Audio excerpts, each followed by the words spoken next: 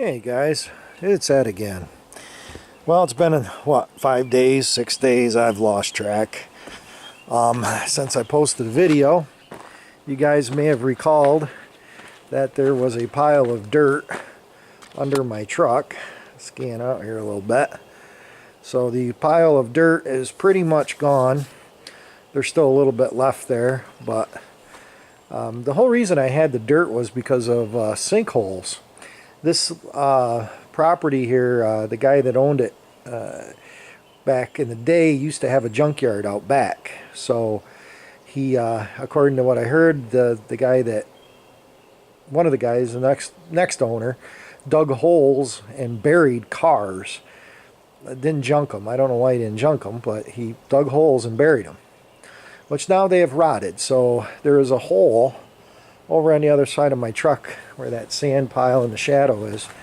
And so I was able, when they dumped the load, to put some sand in here. And there's concrete block that came from the chimney when they redid the chimney back in the spring. So anyway, it'll probably be the first day of summer by the time you see this video, but hopefully I'll get it up tonight. But as you can see, there's tracks here. That's from about 10,000 trips with my tractor. I'll show you what I did. I was going to show you a video of me doing it. It was just, I don't know. Sometimes it's easier just to get the job done than to try to shoot the video. You guys know. You know what I mean. So anyway, here's a pile. There was a hole here. You can kind of see even the hole here where I put some sand in here. Dirt needs to be raked out. Over here by the pool, there was a spot, another spot over here. So I dumped all that stuff. There was a big hole over there. That was actually a dry well. This had a giant hole in front of the shed. It all sank in here. So I definitely thought there was a car buried here, but this shed needs to be jacked up and straightened out because it's crooked. So last weekend, I think it was last weekend, Saturday maybe, I went and it was Saturday. I picked up, as you can see, the bucket is off the tractor. We'll talk about that in a minute. Here's the old International. But I picked up this little guy. This was actually my buddy picked it up. It was out on the other side of Syracuse, about an hour and a half from me. And he's about a half hour, 45 minutes. So he ran out and picked it up for me. I think we give $250 for it. And it mounts right on the 3-point, right on these points here and there. It's got a little rope, trips the bucket, down it goes. So, and unloads. So I got tired of trying to figure that damn bucket out. It's too big for the tractor anyway. Makes it, you can't steer the tractor with it. So if anybody's looking for a nice International IH 2000 2-cylinder loader with controls, it's for sale. So I took that. It took me 4 hours on Sunday to beat the snot out of myself to load all that dirt and bring that over. And then I went out here last night and I hooked up the old back blade and pushed it around a little bit because there were just big piles of it.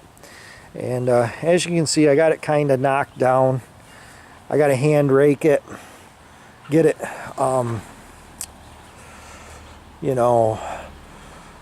fertilized and everything else. Well, there goes a Model T.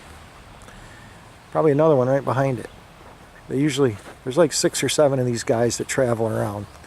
But so anyway, yeah, I just got to rake it all down and get it flattened out, get it seeded, and then I still got a pile of dirt. I put it over in the garden You guys can see there's a pile of dirt. Yes, and I just had burnt some cardboard in the fire pit, so I got rid of that. But project boat is sitting outside, so got to get working on that. Get this old girl in the water, and of course I have to pick up other projects too. You know, when the chance arises for me to pick up parts snowblowers, I pick those up. I picked this one, and then I've got another one. Sorry about the loudness, scooter going by. And I got this one. This one seemed to be the nicer one of the two. They're both not bad. This one's got tire chains on it. The compression felt pretty good on it. But as you can see, the flywheel's on the ground, and I had no spark. The magnets fell off that flywheel. They're like glued on the inside, and they were laying in it. So I thought, oh, okay, quick and easy fix. I took the flywheel off one of these motors, which I think that one's got a blown rod.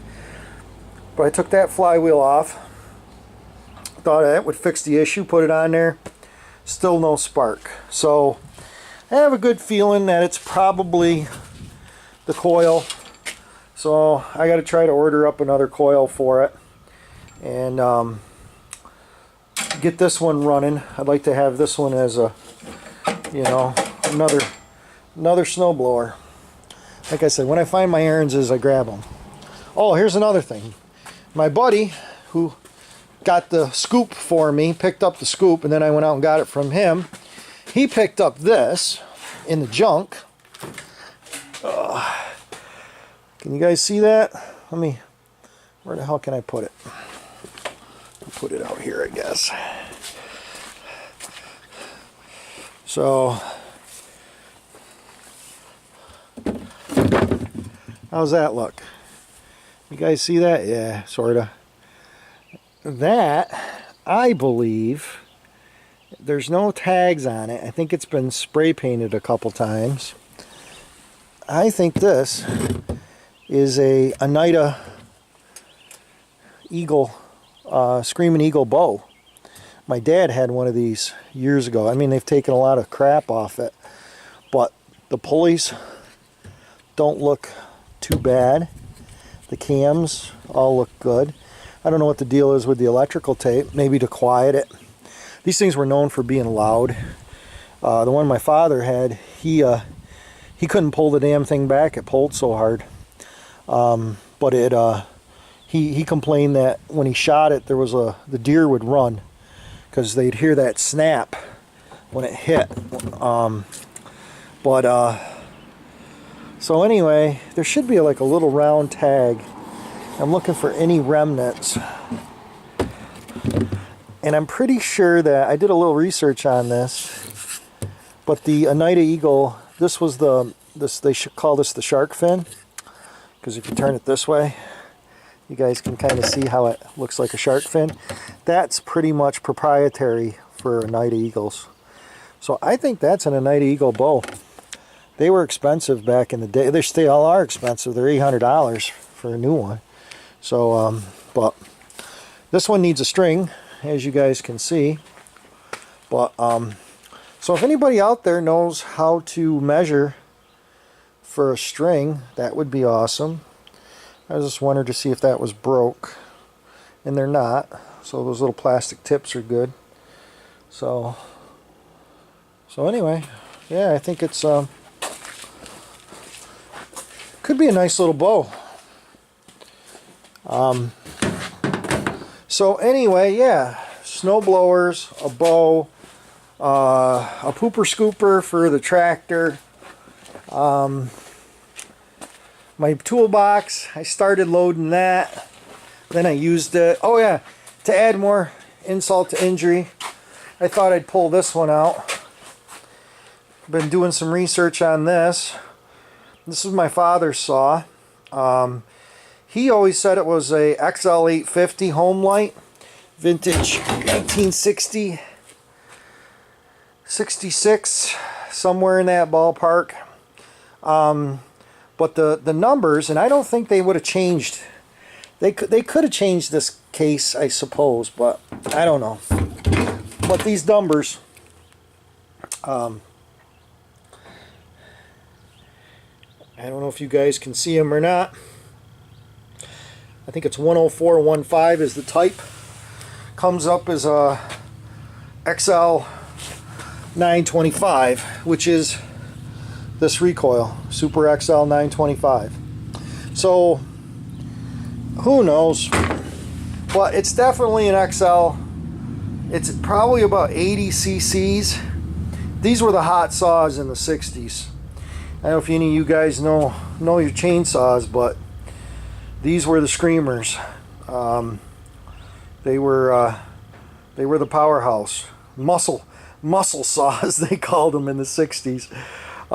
They weren't like everybody, you know, oh geez, you got to go 15,000 RPMs, but these saws will run 10 to 12,000. They actually had a limiter in them to cut them off at 10,000, which a lot of guys figured out how to get around that so they could get them up to higher RPMs, but they're just power, just pure power.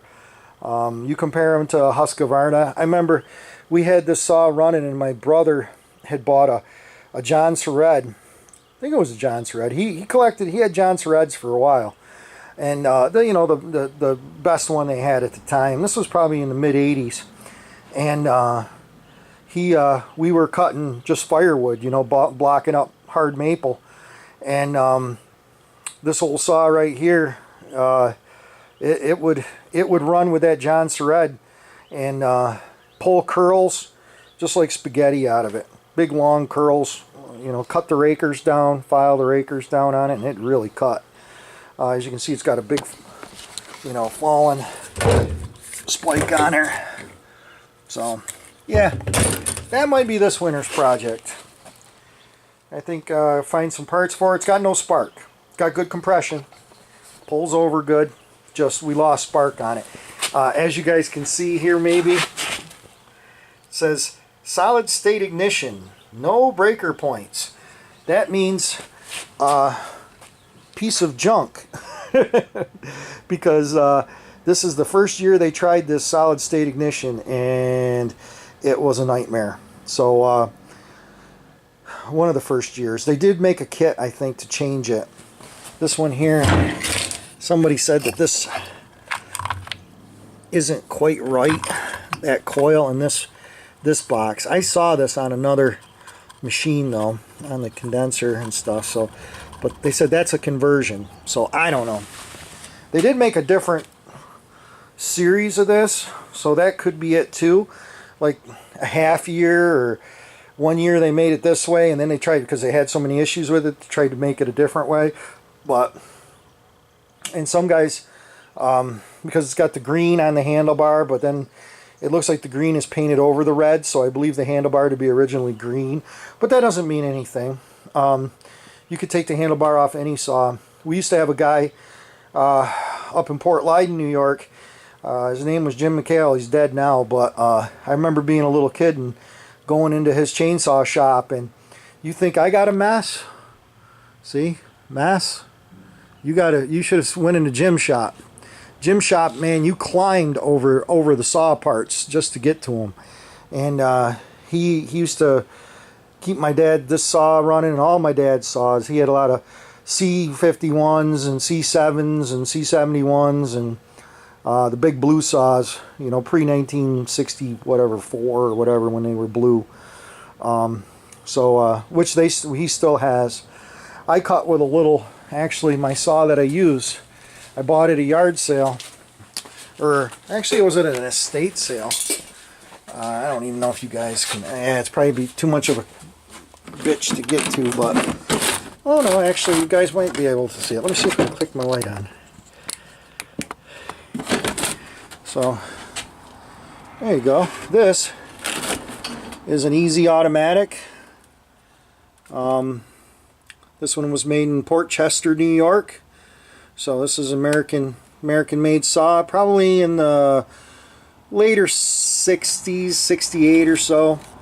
But this little girl cuts good too. They're about 30 some cc's, I think. But that's a good little saw.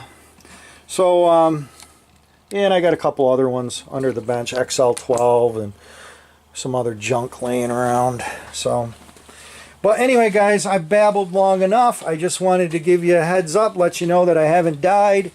I'm going to Boston this weekend, and on the way back on Sunday, I'm going to stop by Worcester, Massachusetts, and stop in and see the Udizzy, and maybe have a hot dog. So look forward to that video. Should be a good time, and a bunch of good YouTube guys. So anyway, guys, thanks for watching and subscribing and commenting, and hang in there. I tell you, this time of year is crazy for me. We'll get back on some projects and start busting these things out. But you know, when deals arise, I should work on that Galaxy too. I know. Somebody will tell me that. They'll be like, Ed, what are you doing with the Galaxy? Nothing. Anyway, we'll talk to you later, guys. Bye.